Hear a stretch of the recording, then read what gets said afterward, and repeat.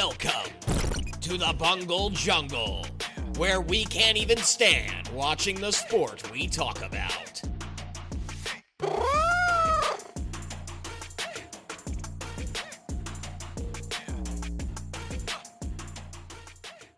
Hello, everybody, and welcome back to the Bungle Jungle.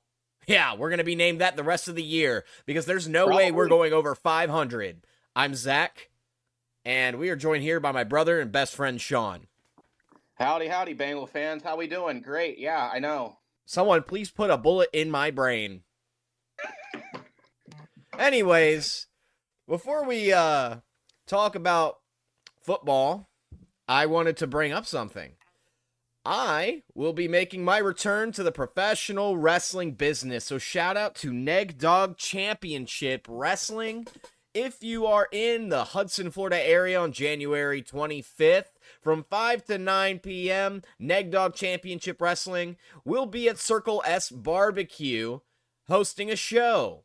Why don't you come check out some live pro wrestling and live music? You guys can check the link in the description below to take you to the Eventbrite page where you can purchase a ticket and use code FORGER at checkout. Now, let's go ahead and get into this episode of the Bungle Jungle, a.k.a., formerly known as the Coldiron Gridiron podcast. We're going to go over we haven't posted in a couple weeks, so we're going to go over our results from week 12 really quick and week 13, and then we're going to get into our predictions. So week 12, I ended up going 9-4. What did you end up going, Sean? 9-4. Wow. I went 8-5, just one game behind you. All right, and then in week 13, I went 14-2. Yeah, both of those. Last week was just such I think to me, an easy week to predict. I also went 14-2, but I'm actually excited moving into this week. You know, I think we mentioned before we started recording that I was only 6 points behind you in our $50 bet for this year's race. So this is still wide open with 5 weeks left to go. Yes, absolutely. Now I do have a question for you. Are we including the playoffs in this bet? I say yes. Sure. Why not? Let's do it. All right, lock it in. Playoffs are included. This will be going on for the rest of the season. So, guys, make sure you stay tuned for the next 2 months as the Super Bowl is quickly approaching. And you're probably wondering what we're going to do for content after that as well. We're going to focus on other sports and stuff like that during the NFL offseason, so be prepared for some more content that's not just related to football. All right, anyways, before I get sidetracked again, we got some AFC matchups this week. I'm taking, for the first game, we got the Jags at Tennessee. I'm taking the Titans on this one because of the unfortunate injury that Trevor Lawrence suffered, and I don't think, who's their backup? It's fucking Mac Jones, right? Yeah, he's not any good. Yeah, he is not. Yeah, he's not that guy. Very unfortunate situation to see Trevor Lawrence go down this year. I do believe he is out for the remainder of the year. The Jags did sign a veteran Super Bowl winning quarterback. The backup quarterback, the Rams beat the Bengals in the Super Bowl like that matters anyway. But yeah, Jags are done for the year. They might as well just look forward to the tanking the rest of the year and getting that first overall pick. Give me Tennessee. All right. We got the Browns at the Steelers. I think the Steelers want some blood, and I think they're going to beat the Browns. Yeah, they're going to find a way to do it this time around. I just think personally it's hard to beat Pittsburgh. They're red hot. And it's just hard to beat them in Pittsburgh. So, yeah, give me the Steeler Nation. Jets and Dolphins. I'm taking the Dolphins. No questions. Aaron Rodgers is ass. Yeah, I think he's going to retire after this year. He's also made... No. He's not. He said he intends on playing for the Jets next year. Oh, well, I feel sorry for him and the Jets organization. He's too busy making these damn Netflix documentaries. I don't know if you guys seen that's coming out on December 17th about his ashwagandha journey, guys. No, stay off the ashwagandha. Give me, Miami and Tyreek Hill's 10th child. That also blew my mind. Anyway, yeah, Miami. God, you slamming shit over there? I'm slamming my desk. He's angry. That loss this week definitely made him mad, and I think it's still seething in his blood. I've given up all hope. I've been so optimistic. I've been telling you week after week, no, there's still a chance. No, Zach. No, there's no chance. I mean, we've dropped 3 in a row for the second time this year. Um, yeah, I think what's going to happen. Hot take. We're going a little off topic. Bengals went out. They give us hope. They went out, right? They beat Pittsburgh. They beat the Broncos. They beat the Browns, Texas Titans, and Cowboys. We're gonna miss the playoffs and then get stuck with a middle draft round pick, and we're gonna be stuck with some fucking nobody. That's what's gonna happen. Anyway, we'll see. We'll see. All right, let's on keep to the going. next game. Chargers Chiefs. This goes without saying. I'm taking the Chiefs.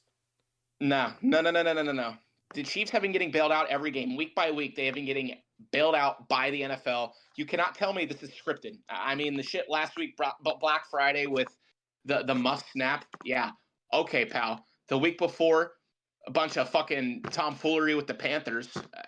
How do you almost lose to the Panthers? They lost to Buffalo the week before, then some blocked field goal bullshit against the Broncos. The Chiefs are done. They've got to play the Browns. I don't know.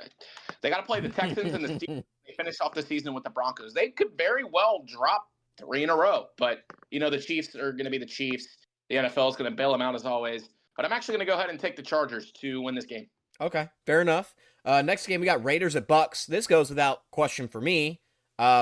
Baker Mayfield did get injured, but I think he came back in the game shortly after, so I'm not really concerned about that injury. Give me the Bucks, who also have Mike Evans back as well.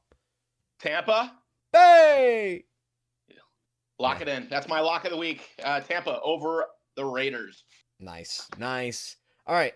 Next game we got Bills at Los Angeles Rams. I'm taking the Bills. Josh Allen and the Bills are fire hot, and Amari Cooper's been a great addition for them. Absolutely. I like the Bills. I'm heavy on them this year. I think they could possibly go all the way. I'm going to take Buffalo. All right. Next game we don't want to talk about. Bengals Cowboys. Give me the Cowboys. I'm sorry. Cooper Rush, the last time he played the Bengals defense, made them look like little bitches. Like I said, Bengals are going to win out. Give us hope. Miss the playoffs. Give me the Bengals. Interesting. It'll be interesting in the Coldiron household Monday night. Packers Lions tonight. Ooh. Lions. I like this one. Lions. Not a lock, but it's close. I don't know. I agree. I think it's going to be a very close game, but the Lions have 15 players on their defense alone on the IR. They're banged up. However, they're still getting things done. They are on a 11-game win streak, which is just beyond me. But looking back, they almost lost to the Bears, almost lost to the Texans a few weeks prior. God, man. Yeah, you know what? Give me Detroit. I can't risk the $50. I'm beating your ass this year. Give me Detroit. All right. Next game we got Falcons and Vikings. I got the Vikings taking this one. Yeah, Falcons. Kirk Cousins hasn't thrown a touchdown pass in 3 games. What's going on? Who knows?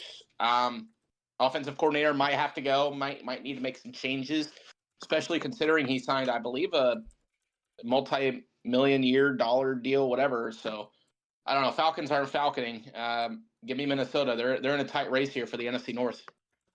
All right. Next matchup we got Saints at Giants. The Saints.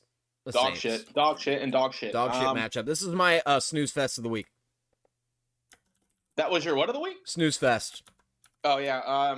We're not even hitting snooze. We're not even waking up. I don't even know, man. I don't know. Saints have been kind of red hot ever since they got their interim head coach. So yeah, give me New Orleans.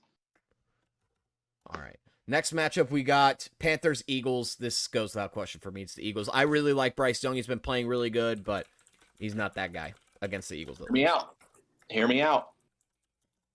Eagles dropped 5 of their last 6 last year. I think this is where the Eagles start to fall apart. I'm not a believer in Philly at all. I think they're frauds. They haven't played a good team all year. They've lost to Tampa Bay. They've lost to Atlanta earlier in the year. But look at who they've played. The Browns, who are dog shit this year. The Giants, dog shit. The Bengals, dog shit. Jags, dog shit. Cowboys, dog shit. Commanders, Jaden Daniels hasn't been that guy these last 3 weeks. Ever since he's played Philly, he's just kind of fallen apart. Again, Commanders, kind of mid. Rams, mid, and they beat the Ravens. Oh, wow. You beat the Ravens, who give up the most penalties, have given up the most penalties this year, and have a mediocre defense. They still have to play Pittsburgh. They have to play the Commanders again. They have to play the Cowboys again. It's hard to beat the same team twice. Hear me out. I'm taking Carolina. Okay, fair enough. Fair enough. Seahawks Cardinals. I'm taking the Cardinals. The Seahawks are frauds. Geno Smith is a fucking fraud. They are the most fraudulent organization in the NFL.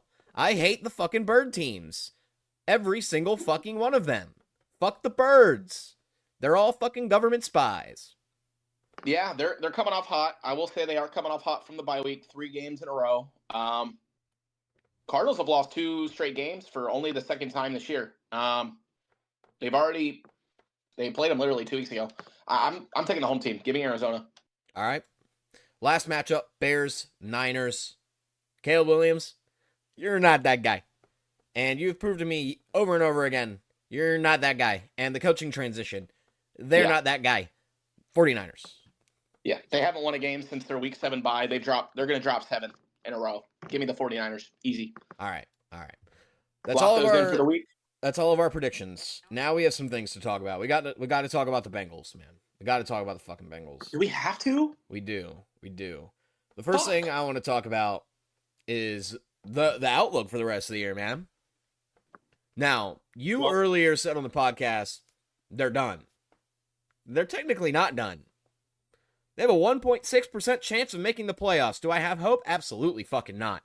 That's like a finding it. We would the pieces would need to fall so perfect for the Bengals to get in the playoffs.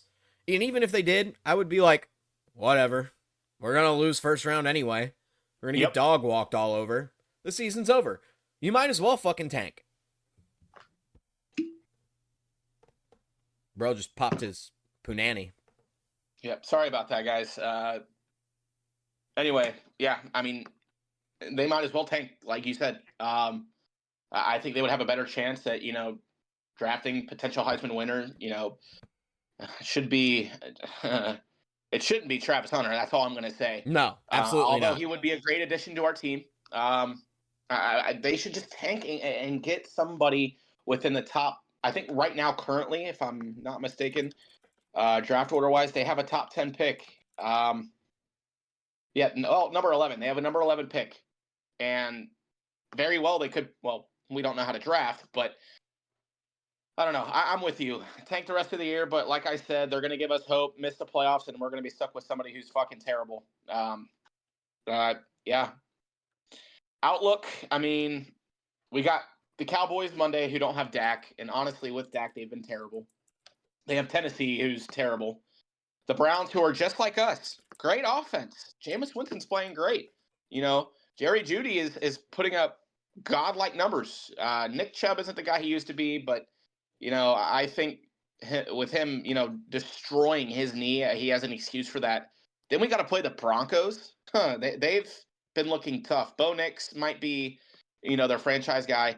They're only 3 games back from first place, and 1 game back from flipping with the Chargers. Granted, they're off this week. Late bye week for the Broncos, but man, they're going to be tough. They also have a tough schedule. They have to play the Colts. Dude, that week 15 Colts Bronco game is going to be a big impact on our playoff chances. We need the Colts to win because currently they have the worst record. But it's in Denver. It's in Mile High.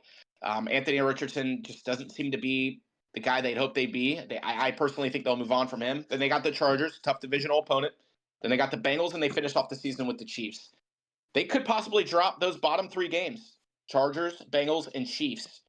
And if that happens and we somehow beat the Cowboys, Titans, and hopefully we split with the Steelers, I mean, we'd have a chance to beat them. I mean, you're right. That 1.4% chance, gives us a possibility to make the playoffs. But like you said, we're going to be, first round exits. But Broncos look good.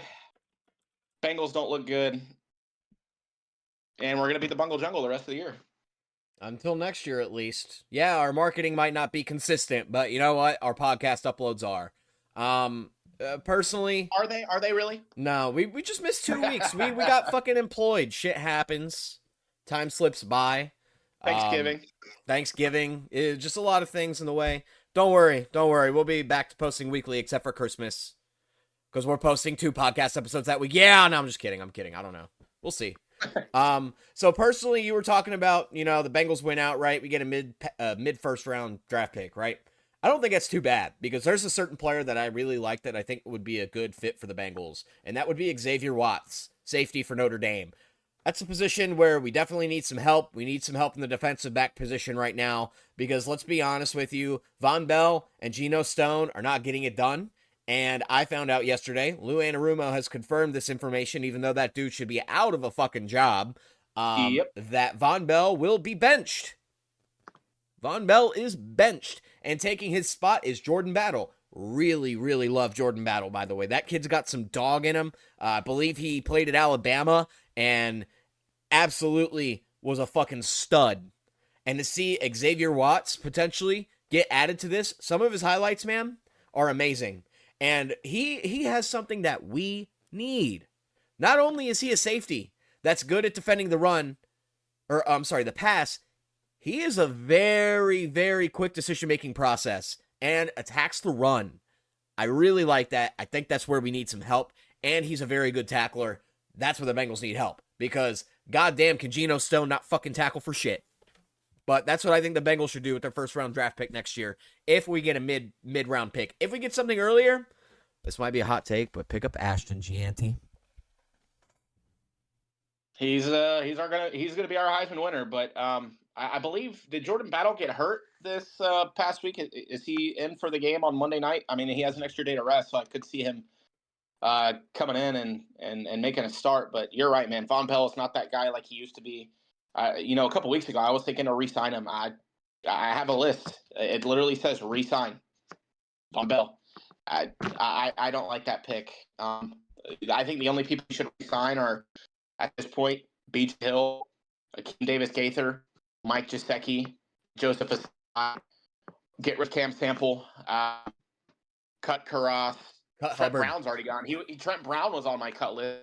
Well, he's probably going to be on the practice squad, but still, that happened. Money Mac, too. He's done. He's out 4 weeks, and he might as well be out for the rest of the year. So Cut him. Such a shame. We paid him all that money to make those kicks, and he can't. He can't. He fucking can't. And that's why he sucks. Anyways, I just saw a video earlier today before we got on the podcast. Jamar Chase's dad was getting interviewed by some journalists. He said, Jamar, with the Bengals, can still win a Super Bowl. You want to know what he said they need to fix? Take a guess. Coaching? The defense. The defense. It's like defense wins fucking championships. Now, do I agree with Sean? Absolutely. I'm on the Zach Taylor should get fucking fired train. I never even thought we were going to win the Super Bowl because he was our fucking coach. He sucks. He's ass. He doesn't get on his players' asses when he makes mistakes. You know what he does? He makes the, oops, they fucked up face. Why don't you get in their fucking face and get them fired the fuck up? Yeah, we just gotta take it 1 week at a time, guys. We can only do better from here. A lot of weeks left. We're pretty optimistic. We're gonna do great. No need to panic, guys. Don't panic. I hate coaching like that. It's terrible. It enables bad behavior and bad performance. We're live again in 3, 2, 1. All right, let's transition to the next segment. We are going to be going over who's the better player in Bengals history. I'm going to give you 2 players who have both played for the Bengals, and you'll tell me who's better and why. Player number 1 and 2. Defensive back position. Ken Riley or Adam Pac-Man Jones? We could really use Pac-Man Jones with the current situation. We could use both of these guys. Pac-Man Jones. I mean, he was a speedster. He was a great pick, first round. Believe it or not, I actually just had to look that up. I did not know that. He was only first team All-Pro 1 year. Ken Riley is a Hall of Famer. So I think this is going to be an easy go. I'm going to have to take Ken Riley. He's a Hall of Famer. Yep, I agree. I, I'm going to I, take Ken Riley too. He was just the better all-around cornerback. Honestly, I don't think the Bengals will ever see another defensive back like him. Ever. And we'll never see that in our lifetime. And it's really fucking sad. All right. The next player we're going to do another defensive position. These are probably my two favorite Bengals middle linebackers, Ray Maluga and Logan Wilson.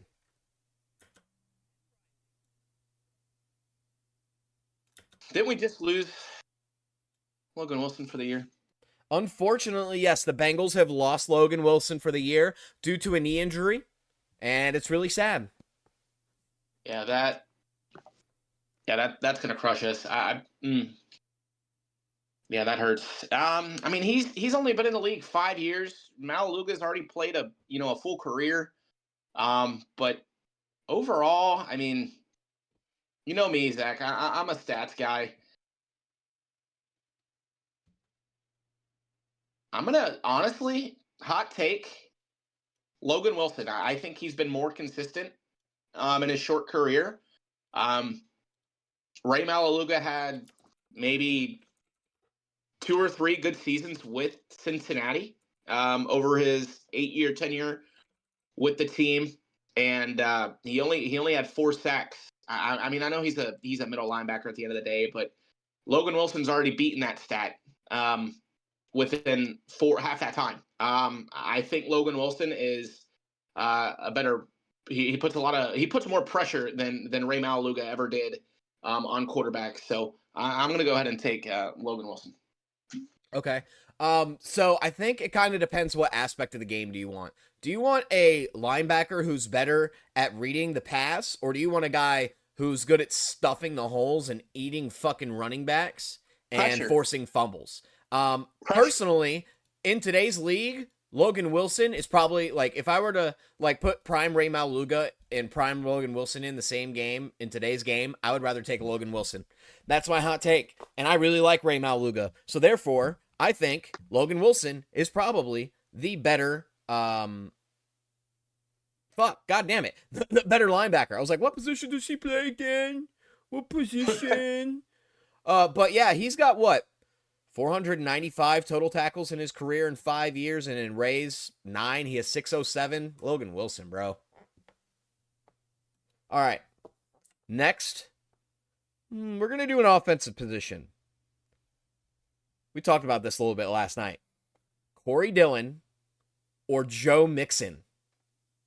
And what sucks with Joe Mixon is he is really starting to shine, and unfortunately, it was not with the Cincinnati Bengals. I think we definitely should not have gotten rid of him. Yeah, he couldn't, pass block for the life of him, but with him being a one-time Pro Bowler, Corey Dillon was all-time Pro.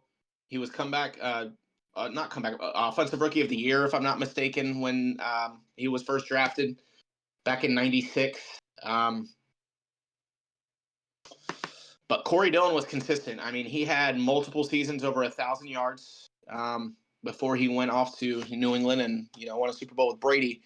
Mixon, gosh, man, that's just a tough call. I'm going to take Corey Dillon. He is definitely he was a staple in the Bengals franchise in the early 2000s. Obviously, we had a lot of struggles back then, and Joe Mixon, really came onto a very successful team back in 2017. I know his first couple of years with the team are kind of shaky. I mean, the Bengals were absolutely terrible between 2018-19 and 2020, but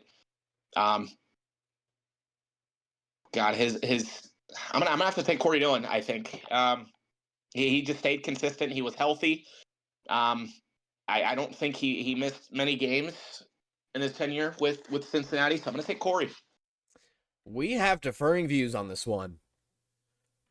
So, Corey Dillon and Joe Mixon both played for the Bengals for the same amount of time. About 6 years, 7 years, give or take. Now, Corey Dillon did average more yards a game, but he did not have more touchdowns. Joe Mixon had less attempts. But you got to think. His yards, hold on. His rushing yards per attempt are about the same, 4.1 and 4.3. Corey Dillon fumbled the ball 20 times. You know how many times Joe Mixon fumbled the ball? 6. I can count them on my fucking hands. On my hands. If I wanted someone consistent and who's going to constantly run the ball and not fail me, give me Joe Mixon every time. Every single time. Money talks, numbers talk, baby. All right, next position. This one's going to be an obvious matchup that I would pair together in the wide receiver position. Chad Johnson. My boy Ocho Cinco versus Jamar Chase. Who is better? As of now, Chad Ochocinco. By the end of their careers with Cincinnati, give me Jay Chase.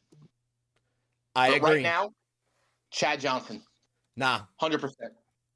1,000,000% Chad Johnson. Jamar Chase. He's more fun to watch. He'd be zipping and zooming on the field. Chad Ochocinco was a fly route runner, bro.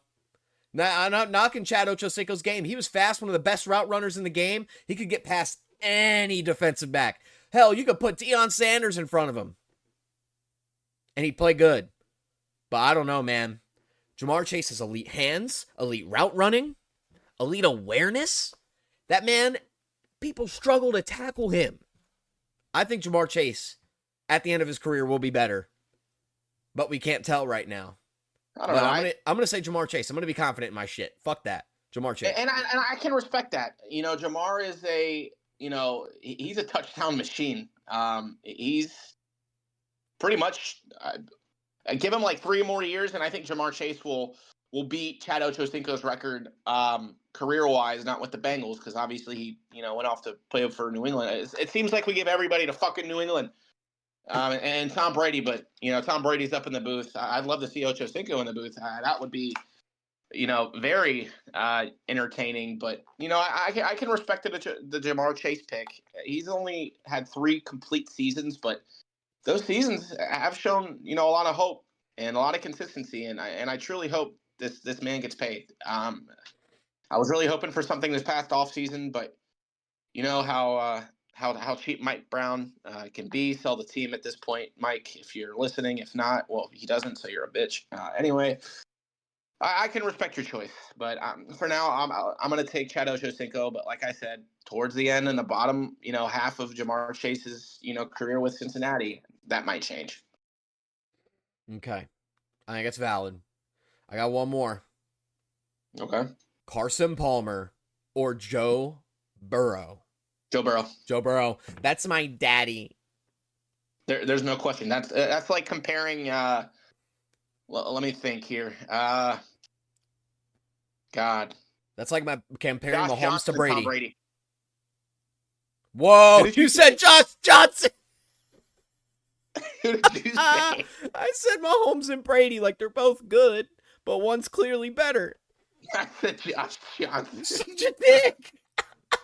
I love Carson Palmer. He played great with the Bengals. The way he went out, yeah, it was shitty, but guess what? The Bengals did that to themselves. It's like the front office is the problem. Oh my God. Always will be, man, until Fucking Mike Brown. dumb fucks.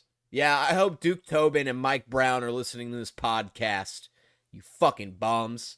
Hire me as the GM, and guess what? We're winning a Super Bowl ring next fucking year. All right. That's all I had in regards to football things. I wanted to touch on one more topic before we finish. You guys like UFC, right? I know I do.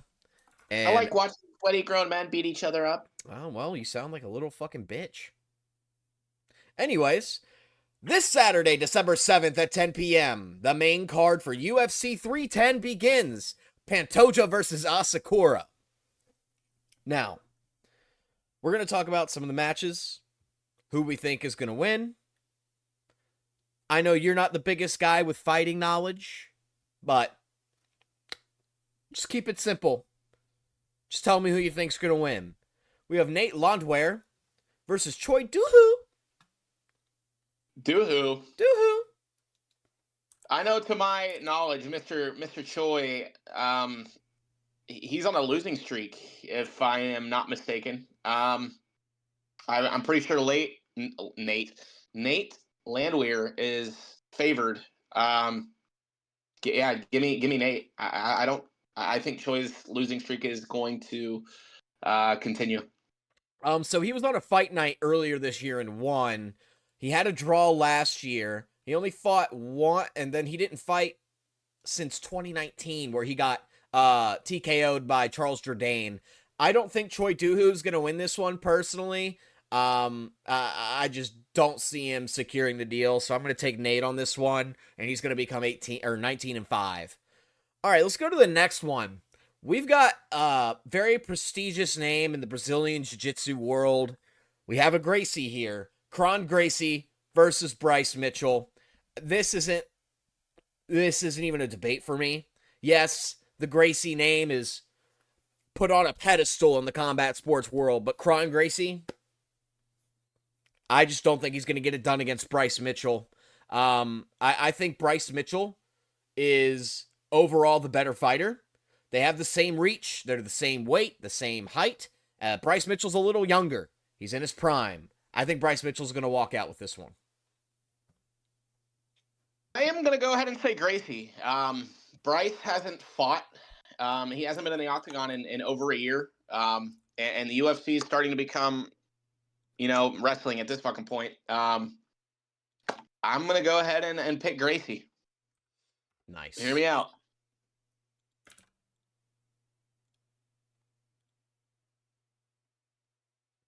Hear you out what? Hear me out. I got Gracie by submission. No way. You really think that? Let me see what the odds are. This is not financial advice, everybody. I think he's like plus 600.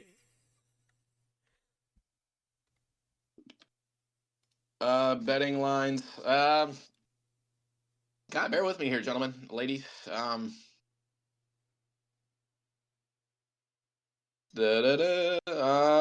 Yeah, by submission. Bryce Mitchell, no. Plus 550. Plus 550. Put your life savings on it. It is going to hit. This is financial advice. Well, I'm not taking any of that because I already bet against him. I think Cyril Gain's going to win. Yeah, Cyril Gain's been hit or miss. He faced John Jones last year, got submitted in the first round.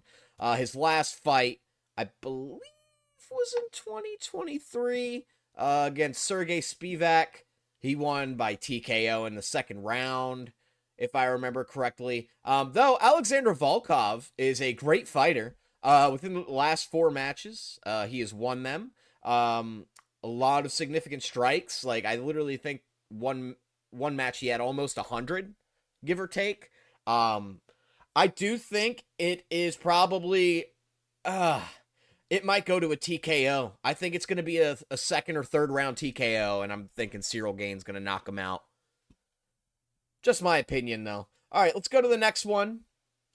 We got 2 undefeated fighters, Shavkat Rakhmonov versus Ian Machado Gary. I am a big fan of Ian Gary. I think he's a great fighter. But if I'm being realistic, I think Shavkat's going to take this one and walk away. He's just the overall better fighter. Way overall better fighter. Yeah, Ian's a little younger, but he doesn't have the reach that Shavkat has, and having lanky arms in combat sports, whether you're doing grappling or striking, is the fucking big advantage. And I think Shavkat's going to walk out still undefeated. Yeah, Shavkat's got to be aggressive, I think, here. I see this going into all 5 rounds. All 3 rounds. This is going to be a fantastic match. I like to see 2, undefeated guys, go head-to-head. I'm going to go ahead and take – I think the safe bet is going to be Shavkat. All right, last one we got. This is the main event, Pantoja versus Asakura. I'm a big fan of Asakura. I also really like Pantoja. But if I'm being a realistic person here, Pantoja is going to walk out and still your UFC flyweight champion. Just the overall better fighter, man. If you've watched Pantoja fight, you'll know what I mean. I think Pantoja's going to successfully defend the flyweight title, walk out, and get ready for his next fight.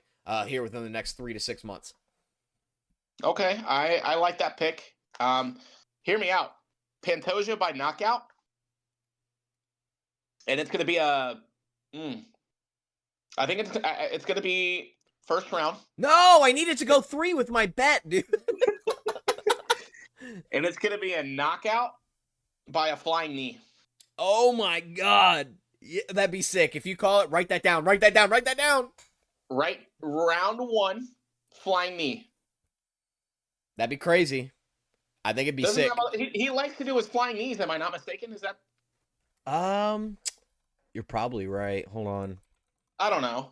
I like it. I like flying knees. I think it's one of my favorite moves. I mean, that's valid. It's definitely valid. So there's our picks for UFC. I do got to cut this episode short because, well, I have a date this evening. And I do want to appreciate everyone who's tuned in. Make sure you guys check out the Forge D20 podcast. If you guys go over there, we do D&D. Yeah, we also like sports. We're nerdy jocks, I guess. Yeah. Nerdy Jocks Podcast, question mark, maybe? I don't know. Maybe that's our new name? Fuck, I don't care. Anyways, thanks for tuning in, everybody. Sean, do you have any words for the audience this evening?